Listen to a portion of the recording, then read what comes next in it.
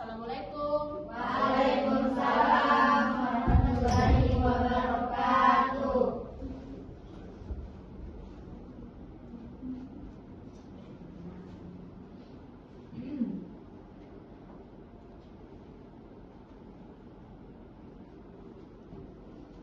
Bagaimana kabarnya hari ini? Baik? Baik, Bu. Alhamdulillah. Nah, sebelum memulai pembelajaran atau kelas, boleh pimpin doa terlebih dahulu. Silahkan Suci. Pimpin doa terlebih dahulu. Marilah kita semua bersama-sama memimpin doa dalam mengucapkan basmalah. Bismillahirrahmanirrahim. Amin. Baik. Hari ini apakah semuanya hadir? Tidak, Bu. Siapa-siapa yang tidak hadir? Ada Dirian Bujinam, Bu. Ferdian Syam. Nah, hari ini kita akan menjelajahi topik menarik mengenai bagaimana makhluk hidup, khususnya hewan, menjaga kelangsungan hidupnya dengan cara menghasilkan keturunan. Nah, kalau mendengar kata menghasilkan keturunan, kira-kira apa yang terlintas di pikiran kalian mengenai materi kita hari ini? Reproduksi. Nah, benar sekali. Nah, materi kita hari ini kita akan membahas tentang reproduksi pada hewan. Namun, sebelum memasuki pembelajaran, Ibu akan menyampaikan terlebih dahulu tujuan pembelajaran kita hari ini. Nah, tujuan pembelajaran kita hari ini yaitu menjelaskan pengertian reproduksi aseksual dan seksual pada hewan. Di sini kita akan membedakannya. Yang kedua yaitu membandingkan mekanisme atau cara kerja reproduksi seksual pada hewan, menganalisis keunggulan dan kelemahan masing-masing jenis reproduksi, dan yang terakhir yaitu kita akan mempelajari bagaimana jenis fertilisasi dan tipe perkembangan pada hewan. Fertilisasi itu sama dengan pembuahan ya, jadi diingat, fertilisasi itu pembuahan. Nah, kalian tahu apa itu reproduksi? Di antara kalian, silakan angkat tangan. Saya, Bu. Boleh, silakan Laila. Cara menghasilkan keturunan, Ibu. Benar. Ada yang lain? Silakan angkat tangan. Silakan. Cara makhluk hidup untuk menghasilkan keturunan, Ibu, sama sih. Benar ya, jadi reproduksi itu adalah cara makhluk hidup menghasilkan keturunan agar tidak punah atau untuk melestarikan hidupnya.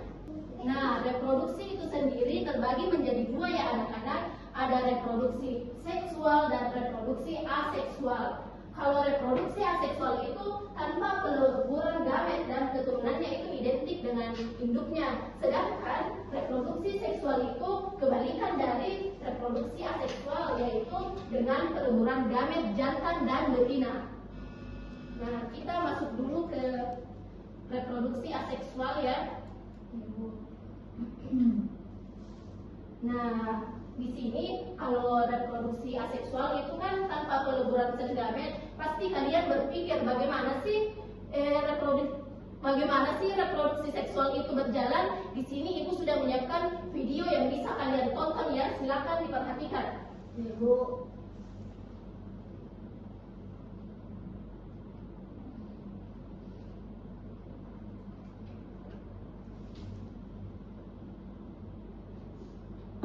Kenal dari amoeba adalah cara unik mereka. Dalam reproduksi, amoeba yang melahirkan atau berkecambah, mereka memiliki metode reproduksi yang berbeda dan efektif. Beberapa diri, amoeba bereproduksi secara aseksual melalui pembelahan biner, di mana satu sel amoeba berubah menjadi dua sel anak yang identik. Selanjutnya fragmentasi itu pada bintang laut. Kemampuan regenerasi ini adalah hal paling menakjubkan dari bintang laut. Bintang laut mampu meregenerasi lengannya apabila terputus. Hal ini disebut regenerasi searah dari bintang laut, yang dimana mereka dapat menumbuhkan kembali lengan yang terputus apabila sebagian besar anggota tubuhnya masih utuh. Tetapi, beberapa juga dapat melakukan apa yang disebut dengan regenerasi dua arah. Regenerasi ini dapat dilakukan bintang laut, walaupun sebagian besar anggota tubuhnya telah hilang, asalkan sebagian atau seluruh cakram pusatnya masih ada. Nah, selanjutnya itu tunas pada bintang laut.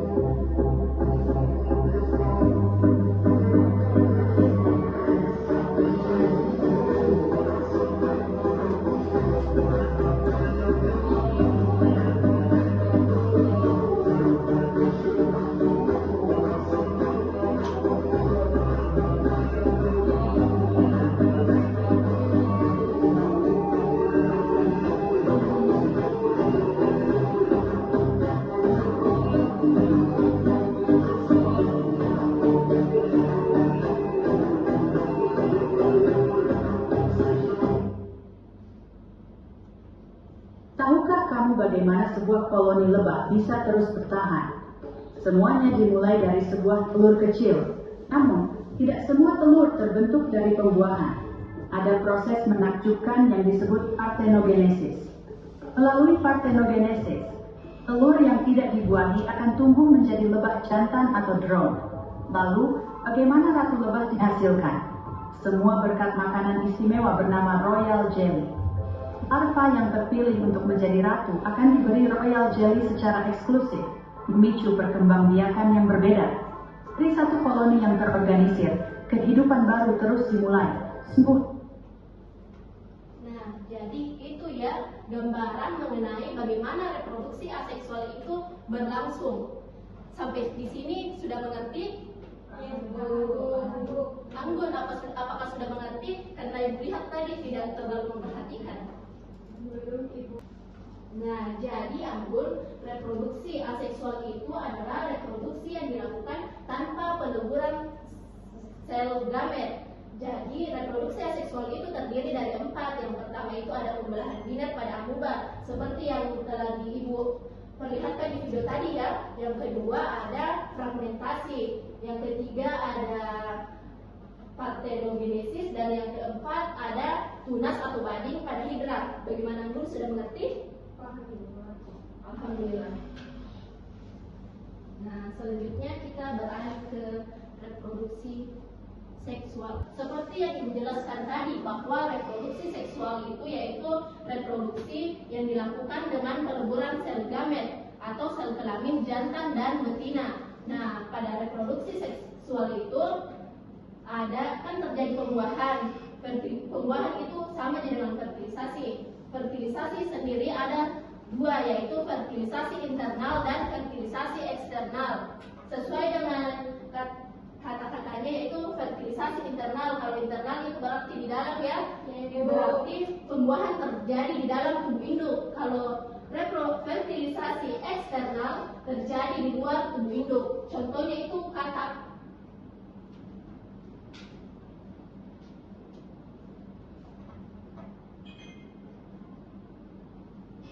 Selanjutnya, tipe perkembangbiakan hewan berdasarkan embrio. Itu ada 3, ada ovipar, vivipar, dan ovovivipar.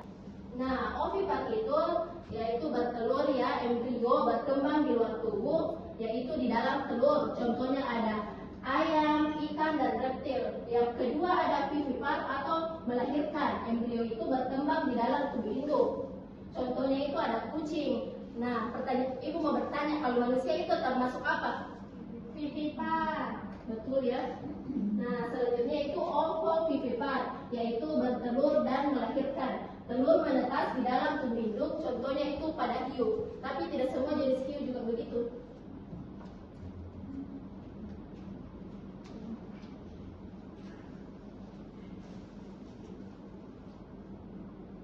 Selanjutnya, Ibu akan menjelaskan bagaimana perbandingan reproduksi aseksual dan seksual. Pada reproduksi aseksual itu kelebihannya itu atau keunggulannya cepat, tidak menggabungkan pasangan dan banyak keturunan, tetapi memiliki kelemahan yaitu keturunan identik dan rentan terhadap perubahan lingkungan. Nah, pada reproduksi seksual kelebihannya yaitu variasi genetik tinggi dan adaptasi itu lebih baik, tetapi kelemahannya prosesnya itu lambat, perlu pasangan, dan membutuhkan energi yang besar.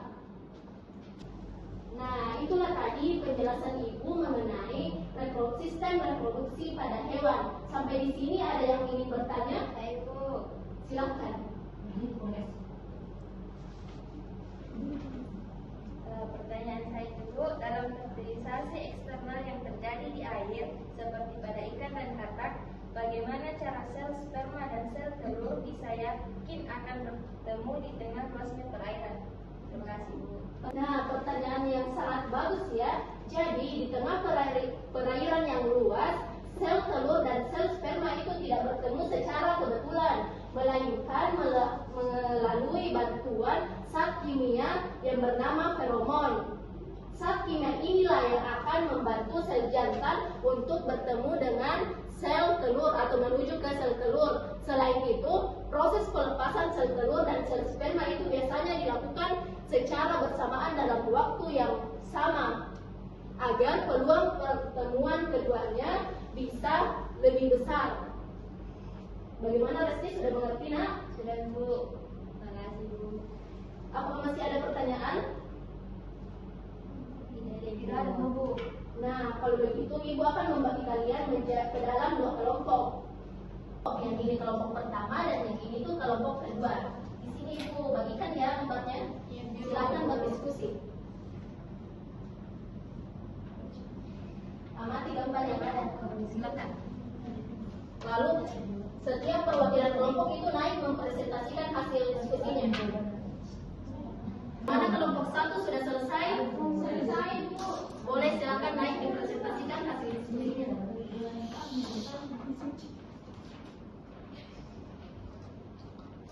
Baik, tugas dari kelompok 1 yaitu reproduksi aseksual. Gambar menunjukkan pembentukan tunas atau budding pada hidra. Untuk hidra menumbuhkan tonjolan kecil atau tunas yang kemudian berkembang menjadi individu baru yang identik secara genetik sebelum akhirnya memisahkan diri dari induknya. Baik, terima kasih. Silakan beri tepuk tangan pada teman-teman. Selanjutnya kelompok 2 silakan naik presentasikan. Bu. Baik, di sini saya akan mempresentasikan hasil kelompok 2 yaitu amati bagian gambar yang menunjukkan reproduksi seksual. Jelaskan peran sel gamet dalam proses tersebut. Jawabannya yaitu gambar menunjukkan peleburan sel sperma atau jantan dan sel telur atau betina dalam proses fertilisasi. Peleburan ini menggabungkan materi genetik dari kedua induk, menghasilkan zigot dengan kombinasi genetik baru atau variasi yang berbeda dari induknya. Baik, terima kasih.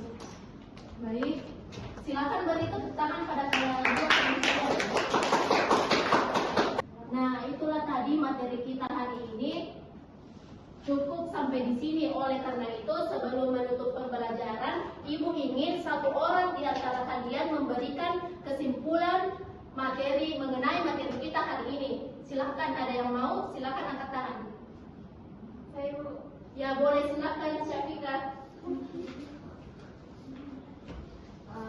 Kesimpulan materi yang kita bahas pada hari ini, kita akan belajar tentang reproduksi. Jadi reproduksi adalah cara hewan untuk melestarikan jenisnya agar tidak punah.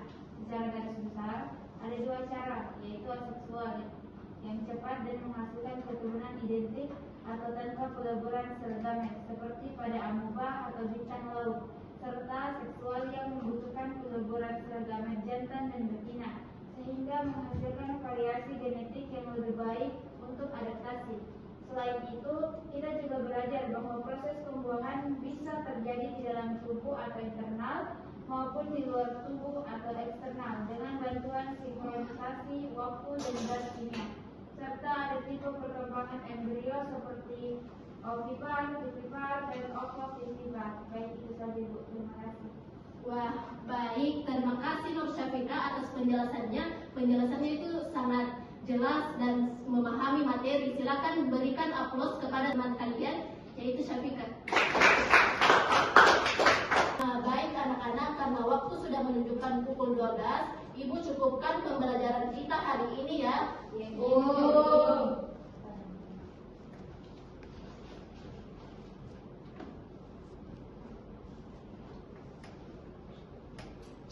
Terima kasih anak-anak